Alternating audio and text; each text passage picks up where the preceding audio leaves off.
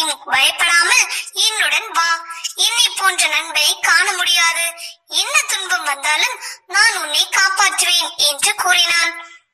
காட்டில் உள்ள பறவைகள், மரங்கள், காட்டு விலங்குகள் போன்றவற்றை வேடிக்கை பார்த்து கொண்டே இருவரும் நடந்து சென்றார்கள்.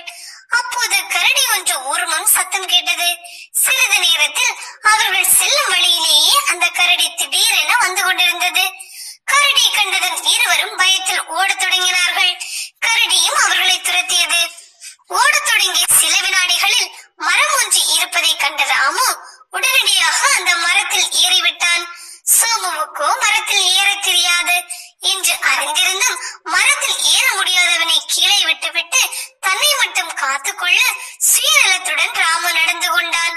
சோமுவுக்கு மரம் ஏற தெரியாததால் என்ன செய்வதென்று தெரியாமல் திகைத்தான். கவலையுடன் எப்படி கரடியிடமிருந்து தப்புவது என்று அவசரமாக யோசித்தான்.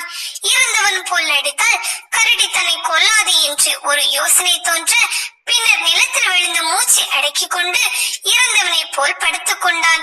அப்பொழுது கரடியும் அங்கு வந்து சேர்ந்தது.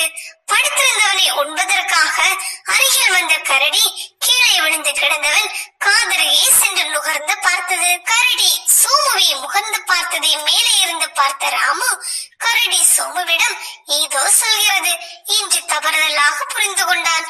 பிறகு அவன் இறந்தவன் என்று முடிவு செய்து அங்கிருந்து நகர்ந்து போய்விட்டது. கரடி செல்வதை மரத்தின் மேலிருந்து பார்த்த ராமு கீழே இறங்கி வந்து சோமுவை எழுப்பினான்.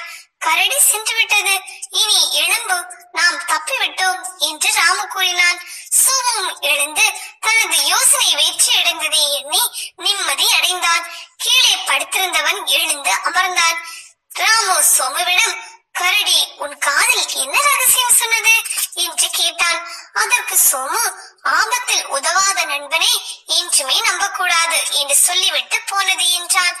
இப்பதிலால் ராமு தன் சுயநல புத்தியை எண்ணி நொந்து கொண்டான். சோமு